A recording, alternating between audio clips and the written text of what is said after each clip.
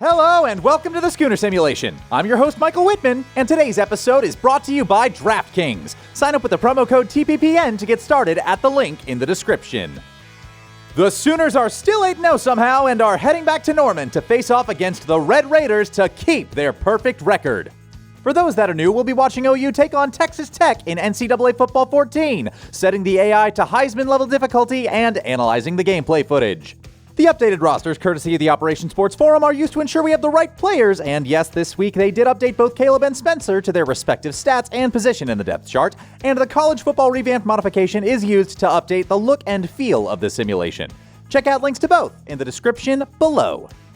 Tech doesn't have a ton of alternates, but what they do have are three definitive colors. I have the Raiders in black helmets, white jerseys, and red pants to cover the entire spectrum, while OU stays true to their crimson home threads.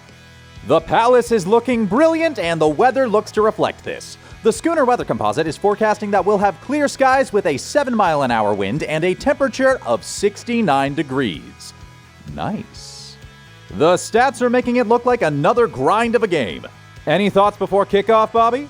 Michael, I am exhausted. This season has been a constant stretch of nerve-wracking, inconsistent performances, but despite that fact, we are 8-0.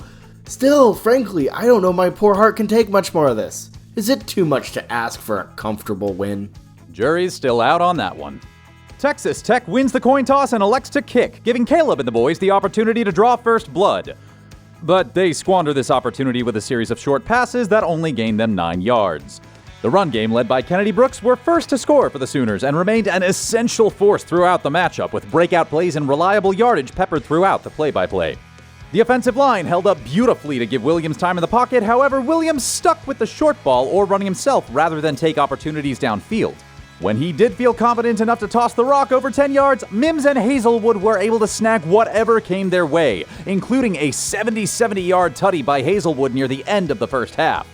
The momentum created by these plays would continue as the Tech defense broke down and the Oklahoma offense grew more confident, prompting Williams to run for a touchdown himself, as he has in every other game so far. With the offense firing on all cylinders, it's finally starting to feel like the Sooner football we all know and love. The defense continues to show their grit this week too, even against a physical Raider offense. While Texas Tech was able to get on the board first, OU held it to a 30-yard field goal. Runs were stopped from becoming breakouts on most plays. Our secondary was great at keeping the receivers covered throughout the entirety of plays, and superb efforts like interceptions from both Jaden Davis and Pat Fields and a forced fumble from Deshaun White gave the offense incredible opportunities to work with. As the game dragged on and holes became more apparent, Tech started taking advantage of the space made, giving Sirajrick Thompson and Henry Columbi breathing room to save otherwise broken plays. Grinch was able to adapt the defense on the fly to help plug up some of these spaces, and the pressure, not to mention 3 sacks, from Isaiah Thomas helped to keep Tech from reaching the first down marker by creating third and long scenarios the Raiders couldn't recover from the entire first half. The second half sees the same cat and mouse game as the first, and by then, Tech would have too great a deficit to recover from and would never find the end zone. OU dominates Texas Tech, 31-9. Before I go into it, what did you see from this game, Bobby? Well, this was delightful. The offense was humming with big games out of Mims and Hazelwood, and locking Texas Tech out of the end zone would be a massive accomplishment for this much maligned defense. If the sim translates to real-life performance, I will be over the moon. And frankly, the championship race would be back on, baby. With a win this definitive, you really start to feel good inside.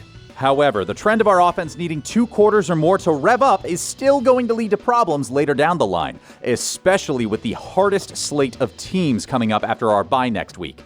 Not to forget, this is 1 sim out of 6 that I ran, and if you give it a look, the numbers seem to be much closer. How the firing of Matt Wells as of a few hours ago will affect the outcome remains to be seen.